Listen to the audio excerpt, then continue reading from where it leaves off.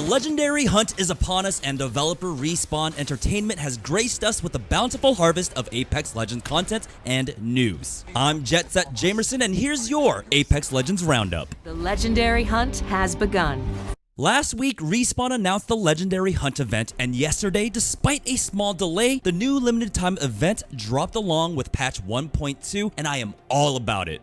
First, let's talk about the skins. We knew of 3 skins arriving with this update. Those being the Master of the Hunt Bloodhound skin, the Honored Prey R301, and the Night Terror Wraith skin. But Respawn had more in store for us. Upon launching the game, you'll notice changes to the lobby screen, which lists the challenges we can complete during the Legendary Hunt. The rewards include the Legendary Hunt badge, which you unlock by finishing top 5 in any match. This badge changes as you continue to rack up top 5s. The Master of the Hunt Bloodhound skin is awarded to you once you finish top 5 in any 5 queues. We also have the new Wolfpack G7 Scout skin, which you can earn by finishing top 5 in an elite queue match. And the last skin you can earn is the Tamed Beast Triple Take. All you have to do is win any 2 games and you are awarded this skin. Along with the challenge skins, there are some new skins coming to the store, which are of course all Legendary Hunt themed. If you watch the Legendary Hunt trailer video, we're already introduced to the 2 new weapon skins, and they are for the Flatline and the Spitfire. Honestly, the Spitfire one looks so awesome. Look at the crustacean details with the claw at the end of the barrel. Just look at it. My excitement aside, we also have 6 more new legend skins, and those are the Outland Warrior Bangalore, the Sunfire Initiate Pathfinder, Hot Pursuit Octane, Snake Charmer Mirage, Painkiller Lifeline, and Tiger Blood Caustic. If you haven't had the chance to look at the store yet, they've already begun rolling out these skins with the Snake Charmer Mirage and the Painkiller Lifeline in the store for you to purchase right now. Cosmetics aside, we now have a new way to play the game in the form of the Elite Queue. To unlock Elite Queue, you must first play a regular match and finish top 5 in that match. Once you hit top 5, you're notified in-game with the Elite Access Earned screen animation, and from there you are granted, well, the new Legendary Hunt badge, and you can change your game mode to Elite Queue. The game even tells you how many games you've made top 5 in a row with an indicator in the HUD on the top right of your screen. If you lose a match though without making top 5, it's not the end of your run, as there is an Elite Streak Forgiveness feature, which allows you to queue up for Elite Queue once again, but your streak is reduced by 1. Now, Elite Queue is a phenomenal addition to the game and gives players another goal to work towards alongside trying to get, a 20k badge or the 4k damage badge. From my experience so far in the last day, Elite Queue does effectively pit you against better opponents. Opponents that you can't just hold W key on. You have to pick your fights strategically and really consider your positioning, or you'll quickly get punished. They've also changed how the ring works. The ring will now close faster and do more damage to you. And that's it for the Elite Queue. But not with this patch. Patch 1.2 comes with some massive changes, and here I'll highlight what I felt were the biggest changes to the game, especially when it pertains to high-level play. You can read the rest of the patch notes in the link description below. First up with this patch, there's been changes to the loot in King's Canyon. The pit now has 2 times more loot in it, which makes sense as it is a named location, but before, there was barely enough loot to kit out 1 person, let alone a full squad. Thunderdome had some changes now and has some loot bins so players can more easily see where to find it.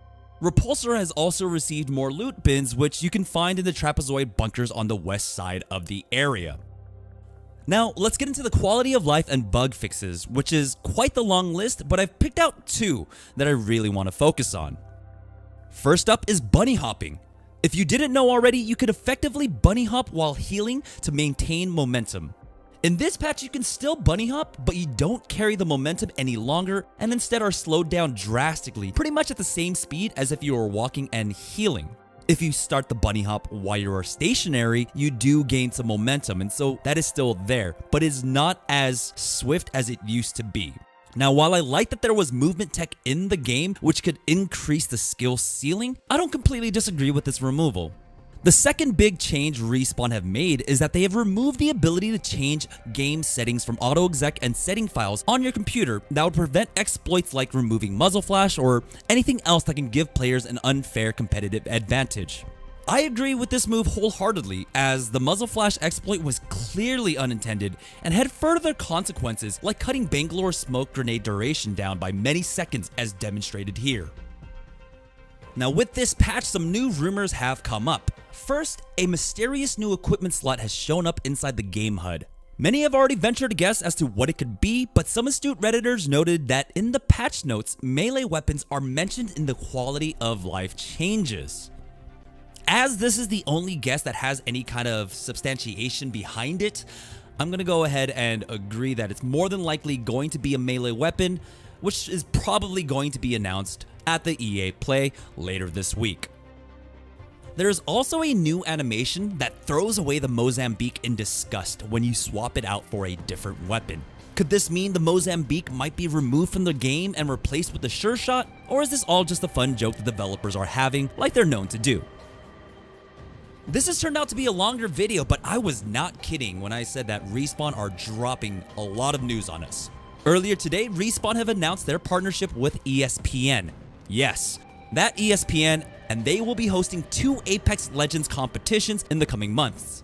This is all stemming from ESPN's efforts to penetrate the esports market that began with their Collegiate Esports Championship, which included games like Overwatch, Street Fighter, and Hearthstone, and took place last month at Comicpalooza in Houston. The new initiative is called EXP, and ESPN will play host to these competitions at their official events. The first EXP event will be held during the 2019 ESPYs and will be known as the EXP Pro-Am Apex Legends Exhibition. The second event will be at the X Games Minneapolis and will be called the EXP Invitational Apex Legends.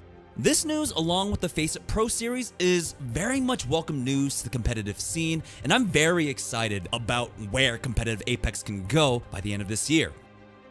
And that's it for this roundup. Let me know what you're most excited about, or if I missed anything, leave it in the comment section below. Be sure to hit that like button and to subscribe to the channel to know when my next video goes live. I'm Jamerson, and I'll see you guys next time. Happy hunting!